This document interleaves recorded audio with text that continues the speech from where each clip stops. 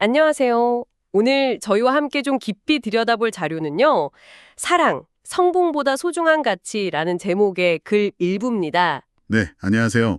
이 글 분위기를 딱 보면 이게 어떤 강론의 한 부분이거나 아니면 굉장히 개인적인 성찰? 뭐 일기 같은 느낌도 좀 들어요. 맞아요. 굉장히 진솔한 자기 고백 같은 그런 느낌이죠? 네, 받아보신 자료에서도 아마 느끼셨을 텐데 상당히 좀 가슴을 울리는 그런 내용들이 있습니다.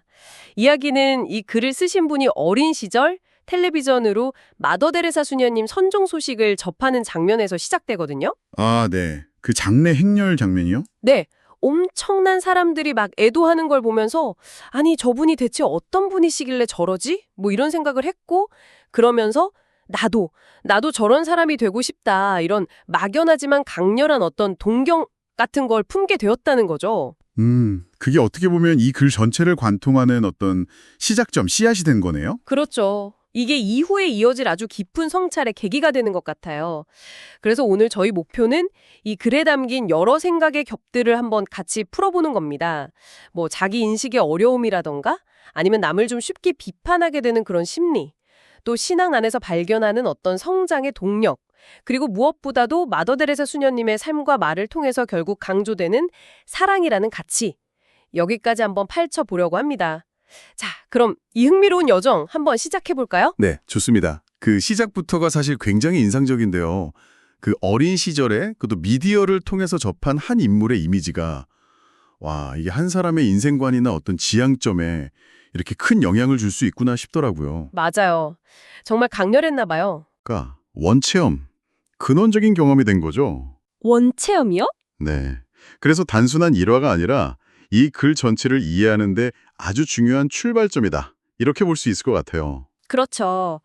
그 경험이 있고 나서 시간이 꽤 흘러서 글쓴이는 이제 사제가 되진 지 14년이 지난 자신을 돌아보게 됩니다. 네, 14년. 그러면서 물론 이웃을 사랑하려고 애쓴 시간도 있었지만 솔직히 말해서 그보다는 자신의 이익, 글쓴이 표현을 그대로 빌리자면 제 밥그릇을 챙기려 했던 순간들이 훨씬 더 많았던 것 같다고 아주 솔직하게 털어놓습니다. 아, 그 표현이 정말 그렇죠. 여기서 이제 자기 눈 속에 들보라는 표현이 인용되는데 이게 참 인상적이에요. 그 유명한 비유 말씀이시군요. 들보와 티끌. 네, 맞아요. 신약성당 복음서에 나오는 예수님 가르침 중 하나잖아요. 다른 사람 눈 속에 있는 조그만 티끌은 그렇게 잘 보면서 정작 자기 눈 속에 있는 큰 들보, 그러니까 훨씬 더 큰 결점이나 위선은 보지 못하는 그런 인간의 모습을 꼬집는 비유. 네, 글쓴이가 이 종교적인 메타포를 가져와서 자기 내면을 아주 정직하게, 정말 솔직하게 들여다보고 있는 거죠. 그렇죠. 그러면서 구체적으로 어떤 모습들이 있었는지도 이야기해요.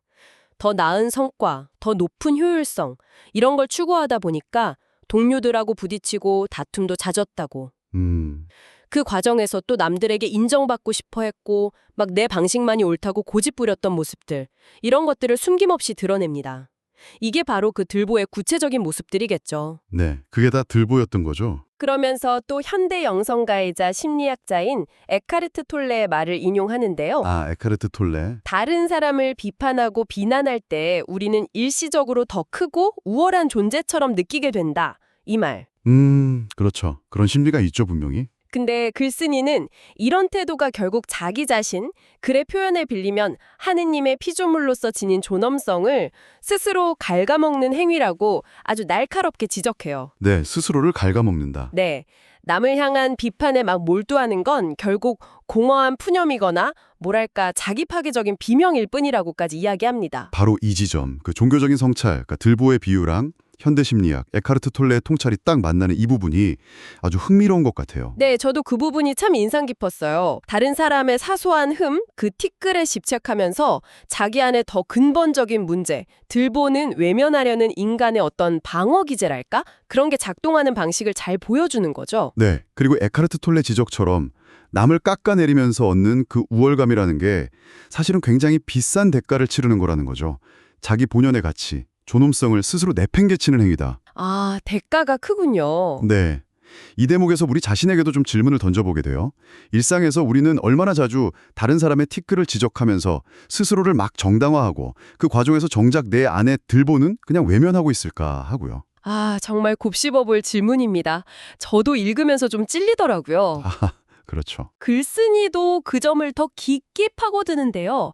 우리 모두 자기 안의 들보가 뭔지 어렴풋이는 알고 있고 평생 그걸 어떻게든 좀 치워보려고 애쓰지만 이게 내 힘만으로는 절대 완전히 제거되지 않는다는 냉정한 현실을 이야기하죠. 네, 그게 참 어렵죠. 오히려 막 없애려고 발버둥 칠수록 그 들보가 더 크고 무겁게 느껴져서 결국에는 지쳐 나가떨어지게 된다. 이런 경험적인 통찰을 이야기합니다. 그렇죠. 아, 내 힘만으로는 안 되는구나 하는 어떤 처절한 자각에 이르는 거죠. 이게 많은 사람들이 아마 경험하는 좌절이기도 할 거고요. 맞아요. 바로 여기서 이야기가 아주 중요한 전환점을 맞이합니다. 인간적인 노력의 한계를 딱 느낀 그 자리에서 글쓴이는 이제 신앙의 역할을 주목하기 시작해요. 네. 성경의 제1독서에서 언급되는 바오로 사도의 고백을 인용하는데요.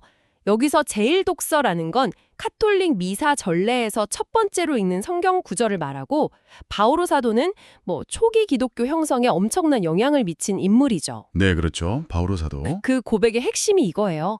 내가 하는 것이 아니라 하느님께서 내 안에서 하시는 일이다. 라는 믿음. 내가 아니라 하느님께서 하신다. 네. 네, 이 바오로 사도의 예시가 글쓴이의 주장에 상당한 설득력을 더해주는 것 같아요. 왜냐하면 바오로 사도는 원래 아시다시피 기독교 신자들을 엄청 박해했던 인물이잖아요. 맞아요. 아이러니하죠. 그렇죠. 스스로는 막 하느님을 위한 열정이다 라고 생각했지만 결과적으로는 완전 반대였던 거죠. 그럼에도 불구하고 그의 표현을 빌리자면 하느님께서 그의 그런 부족함에도 불구하고 그를 변화시켜서 위대한 사도로 사용하셨다는 거거든요. 네. 정말 놀라운 변화죠. 이 이야기는 결국 인간의 노력이나 선의만으로는 부족하고 때로는 어떤 신적인 개입, 그러니까 은총이나 도움에 자신을 맡기는 것이 진정한 변화의 시작일 수 있다. 이런 메시지를 담고 있죠. 글쓴이가 자기 들보 문제에 대해서 내리는 결론하고 딱 맞닿아 있는 겁니다. 맞습니다.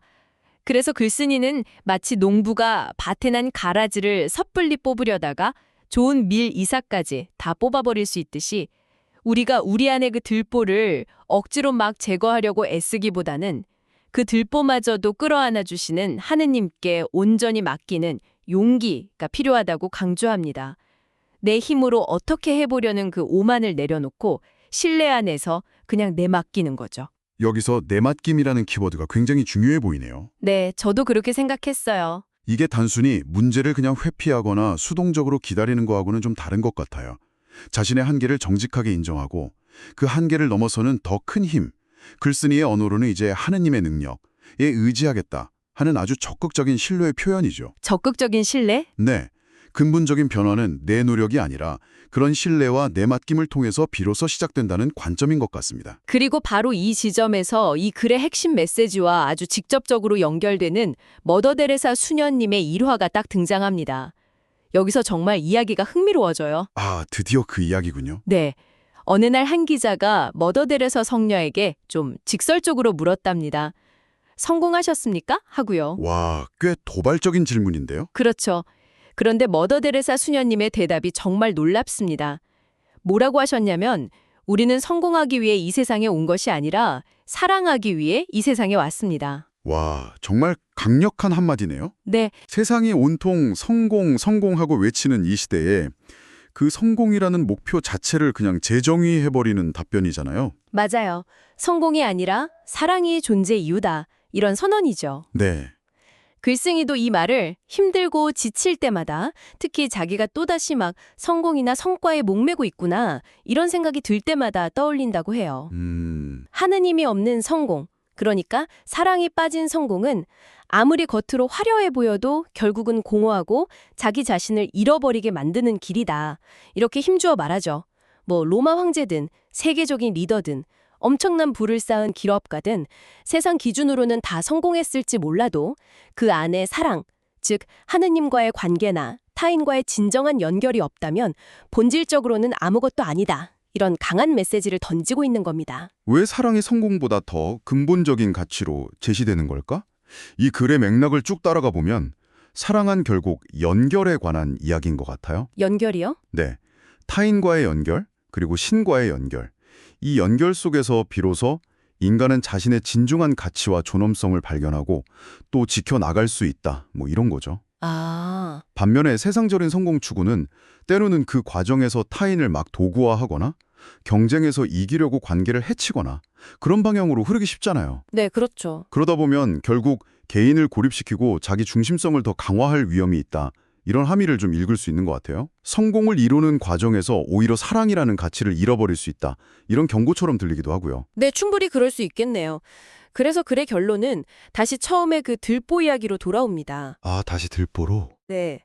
하느님은 우리의 부족함, 그 거대한 들보를 보시고 비난하거나 외면하시는 게 아니라 오히려 따뜻하게 감싸 안아주시면서 이렇게 말씀해 주신다는 거예요. 네가 부족해도 괜찮다. 네가 상처 입었어도 괜찮아. 너는 내 사랑 안에서 이미 충분히 존귀한 존재야. 이렇게요. 이건 자기 수용의 메시지인 동시에 또 우리가 다른 사람을 어떻게 대해야 하는지에 대한 제언이기도 하겠네요. 바로 그렇습니다. 글쓴이는 이게 바로 우리가 나아가야 할 길이라고 딱 나래요. 다른 사람의 작은 그러니까 티끌이나 뭐 이런저런 허물들, 심지어 그 사람 안에 있는 커다란 들보까지도 하느님이 우리를 대하시듯이 너그럽게 품어 안으려고 노력할 때 바로 그때 비로소 우리 역시 진정한 자기 자신을 되찾을 수 있다. 이렇게 이야기하는 거죠. 아, 결국 타인을 품는 것이 나를 찾는 길이 된다는 거군요. 네, 타인을 판단하고 정죄하는 순간 나는 나 자신을 잃어버리지만 타인을 사랑으로 하느님의 마음으로 안아주는 순간 나는 비로소 진정한 나, 즉 하느님의 사랑받는 자녀로서의 나를 회복하게 된다는 아주 깊은 울림을 남깁니다. 자, 오늘 저희가 함께 살펴본 이 사랑, 성공보다 소중한 가치 발췌문 어떠셨나요? 네, 정말 많은 생각을 하게 만드는 글이었어요. 그렇죠. 한 개인의 아주 진솔한 자기 성찰을 쭉 따라가다 보니까 뭐랄까 우리 자신의 삶에 대해서도 많은 질문을 던지게 되는 것 같습니다. 어린 시절 마더델에서 수녀님에게서 받은 그 영감으로 시작해서 사제로서 겪는 내면의 갈등, 그러니까 자신의 들보와 정말 치열하게 씨름하는 과정, 네, 그 과정이 참 인상 깊었죠. 그리고 인간적인 노력만으로는 넘을 수 없는 어떤 한계를 깨닫고 신앙 안에서 새로운 길을 모색하는 모습, 그리고 마침내 세상이 말하는 성공이 아니라 사랑이야말로 삶의 본질이라는 마더데레사의 가르침으로 딱 귀결되는 그런 여정이었습니다. 네, 모든 이야기를 관통하는 핵심 메시지를 한번 요약해보자면 아마 이렇지 않을까요? 우리 자신의 불완전함을 정직하게 인정하고 받아들이는 용기? 그리고 타인의 불완전함 역시 비판의 잣대를 들이대기보다는 좀 이해하고 끌어안으려는 의지적인 노력. 용기와 노력. 네, 바로 이 과정 속에서 우리가 잃어버렸거나 혹은 외면했던 진정한 자신과 다시 연결될 수 있다는 것. 그리고 이 모든 성찰과 성장의 중심에는 사랑이라는 어쩌면 가장 근본적인 가치가 자리하고 있다는 점. 이게 핵심인 것 같아요. 맞아요. 다시 한번 마더 데레사 수녀님의 그 말이 떠오르네요.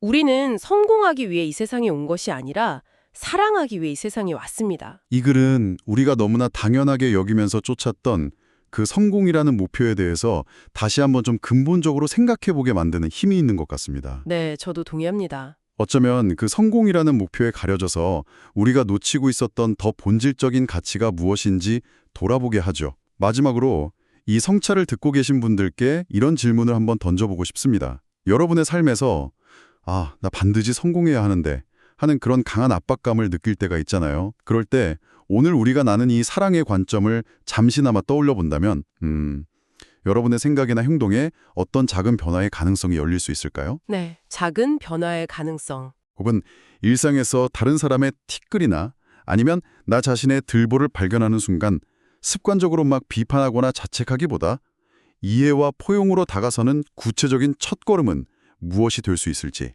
잠시 고민해 보시는 것도 의미 있는 시간이 되지 않을까 싶습니다. 네, 오늘 이 깊이 있는 성찰의 여정에 끝까지 함께해 주셔서 정말 감사합니다. 네, 감사합니다.